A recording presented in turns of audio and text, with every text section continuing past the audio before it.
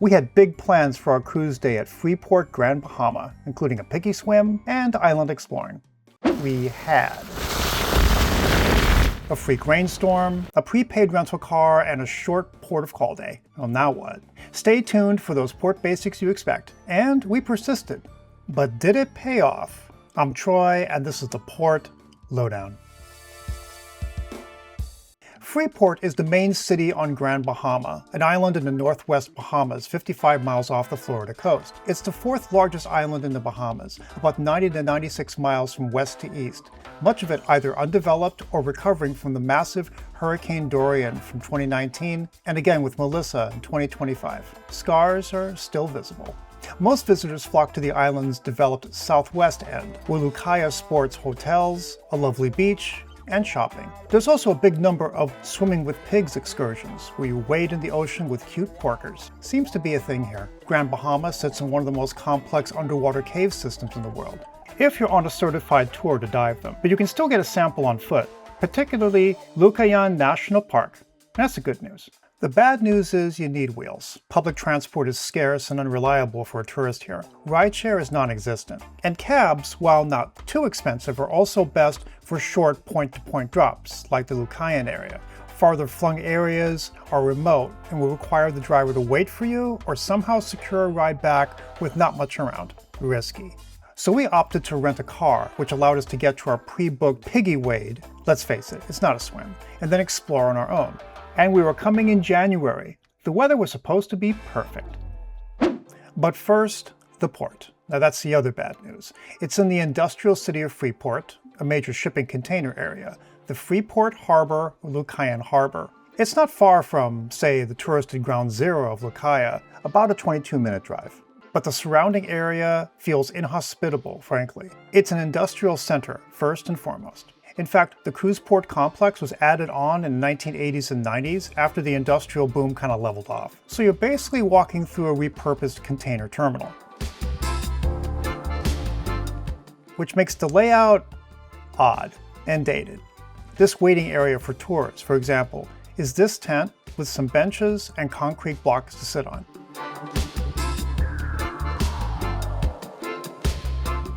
Bathrooms are fine.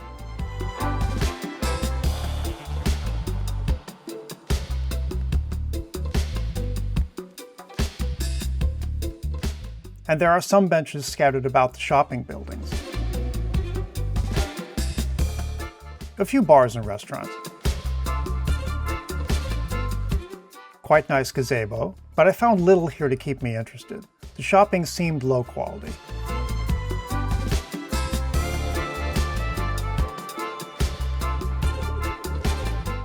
And the food options were limited. This tourist info booth wasn't open, and while there was an attempt at a village feel, it feels like a tourist trap, which, considering there's nothing beyond the immediate port area, it sort of is. The whole place seemed tired and glum. Harsh? Maybe, but I honestly never felt depressed being in a cruise terminal complex, no matter how commercial, until I came here. This rather deceptive sign sealed the deal for me, suggesting the higher quality Lucayan marketplace was actually here, instead of 8 miles away, which is worth visiting. Bottom line, your mission is to, well, get out. A much more interesting island awaits. So how? Pre-book a tour, hire a taxi, or rent a car. All the pickups, tour buses, taxis, everybody, converge on this one small stretch of curb.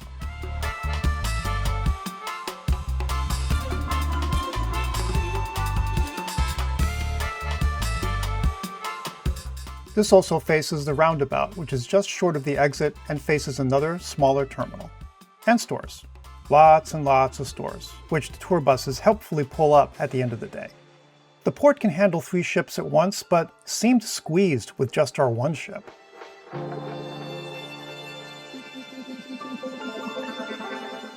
For taxis, here's the breakdown. First, use only taxis with yellow license plates. These are the government licensed drivers. The port thrives on shared vans. They charge a lower per person rate, about $10 to $15, but they won't leave until the van is full. So if you're the first one in, you could be sitting there for a while. And this is a cash-only deal. USD is perfectly fine, but do try to carry small bills like singles, 5s, and 10s. which leaves us with car rental. Now there is a celebrity car, Jeep, and van rental. They even offer tours. They, along with island Jeep and car rental, are the only ones with a permanent footprint at the pier, so they can, and do, charge a premium. So we pre-booked with Hertz near the airport, about a 10-minute drive. The airport has more car rental options, and at least ours offered a port pickup. And given the port situation, that's mandatory for any rental here. So we're in texted communication with Hertz after we arrived, but this is island time. I assume they're going to have a decal or something, right? So be patient. Usually took about 15-20 minutes. But the staff was very professional and nice. It only took about 15 minutes. We paid $137.28 for the day, and we also buy the extra insurance. We always do that at Port of Calls. All total, from port pickup to driving off, it took about 30 minutes, maybe a little less. For any DIY adventure, by the way, we always get a picture of the port agent's contact info. If there's any delays with us, we can alert the ship using that. So the adventure began. Car handles okay? Yeah, it's a very good Nissan. With the rains making everything more interesting. To be honest, apparently, according to the local, they didn't expect this either because usually in January it doesn't rain. And not only this is out of the ordinary. Got it this morning, right? 7:30. According to Google, the rain will stop very soon. Right. Well, it did. 5 minutes, and And I'm not saying that it has to be perfect, but honestly, looking outside, it's all very gray. This place is a mishmash. The road follows a lot of the rules and the style of Great Britain, which means you're gonna have to deal with roundabout, and you drive on the left. But the cars, a lot of them actually come from America, which means your steering wheel or the driver is actually on the left instead of the right. You'll notice even in our cars, they actually have that sign that says keep left. Especially during the rain, you have to remember that the puddles will actually hide the potholes. So you need to remember that every time you go through a puddles, especially the big one, you gotta really slow down because you might actually hitting a pothole. You could survive that as long as you drive very slow. So it's almost time for Piggy Swim, and it's still raining pretty hard. But they don't want to cancel because then they have to return our money. Yeah, well, I'll have to go in, very, very rainy. I canceled the Piggy because obviously the Piggy's not happening today. But we got a refund, which is, we showed up, we physically got there. Cancel it. They canceled. No, we can't. I canceled it because they're saying, you can do 12 o'clock. Maybe you should wait till 12. Well, I'm not going to wait around till 12 o'clock to see if it's going to thin out or not. We might go somewhere else. It is a non-cancelable policy, but they are fair enough, and they actually did return, so we got our money back. I think I could definitely recommend the business just because they're actually doing a fair and respectable business. We decided to head east to the Lucayan National Park, and for that, it's the Grand Bahama Highway, and the landscape is eerie. These single rows of trees stretching out forever. These are what's called the ghost forests. In 2019, Hurricane Dorian didn't just hit the island.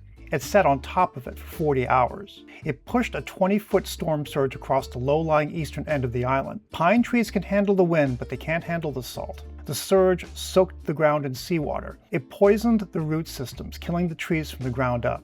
These are the brittle skeletons, and they're prone to falling. So do not try to pull over for a picture or hike in for a closer look. On the way, we figured we'd check out Carnival's Celebration Key. Could we just take a peek? No.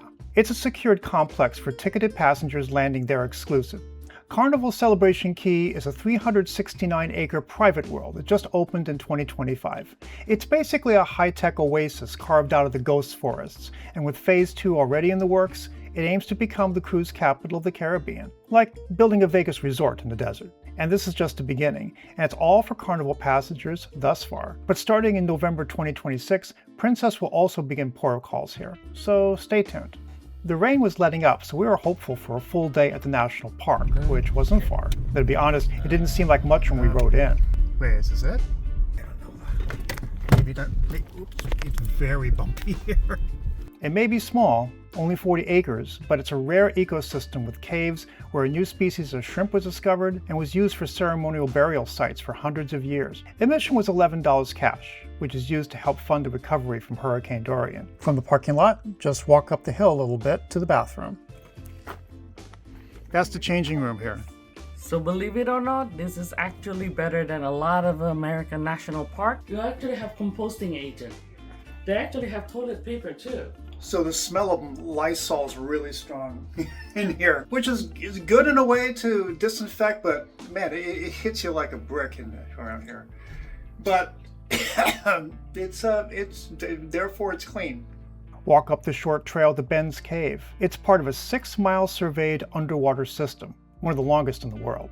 We got more than we bargained for when we got a rental car today. Oh my god, this is so cool. Look This is how really beautiful cool. is it? Water is so still, like literally. If you look at the fish, it's almost like the fish is floating in nothing. Sometimes you could see the ripple of the water, but the water is so still. Just a reminder, that stairs has a 500-pound limit. So you better do the math before you start going. The trail is reasonably flat, but kind of rocky. Not bad for a heavy-duty wheelchair, but a regular one might have some struggles. Don't touch the trees. Poison ivy is prevalent in this area, well, in the island. Round the trail, out the parking lot, and across to Gold Rock Beach, where you follow a mostly flat trail for about 5 to 10 minutes, with this really cool elevated walkway. So the only part that's going to be a little bit tricky for a wheelchair is going to be this part, where you have to go on you have to wheel up here, go on an incline, and then come up this way.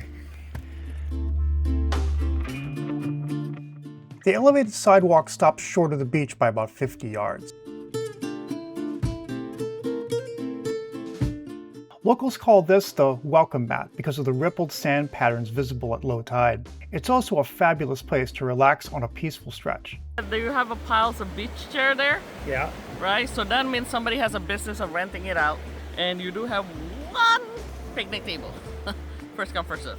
It has Hollywood pedigree too. Disney filmed Pirates of the Caribbean Dead Man's Chest and At World's End right on this stretch of sand. The only trick to this place is it's remote. Rental car, frankly, is your best bet for this, or a private tour. Either way, the infrastructure is first rate. It's one of the true jewels of the island. Although there's no official snack stand or anything else around, we did patronize this lady selling some baked goods from the back of her car. So, we got this traditional coconut pie. So, I'm gonna try this.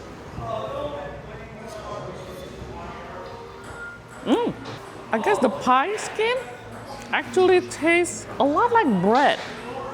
It's actually very bready. So the coconut, obviously, like jam. And then I believe they call it Jimmy.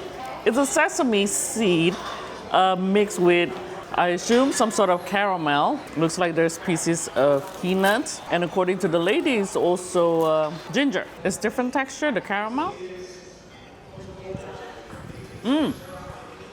Wow, surprisingly, this is very gingery.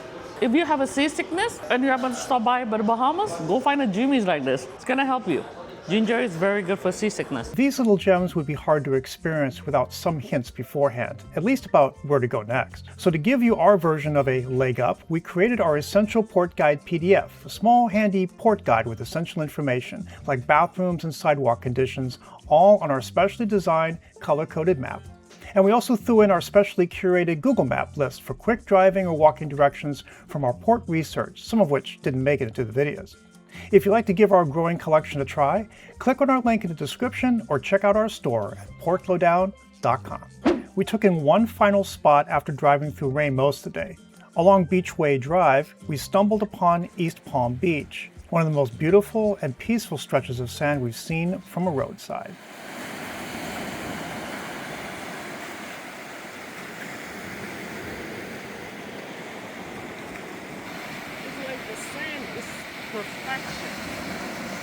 This would have been a respectable destination all on its own. As it was, it just confirmed our choice for a rental car day, to make unexpected discoveries. To us, that's the best kind of magic. Now, while we can't recommend the port terminal or surrounding area, the island itself is definitely car rental worthy, if only for a short while. Our persistence paid off in that it gave us the opportunity to discover things we might have ignored. Sometimes, not having a plan is a great idea. If you got good value from this video, why not hit us up with a like and share with your shipmates? And keep those comments and questions coming. We always enjoy hearing from you and respond as soon as we can. Happy travels and see you on the next cruise.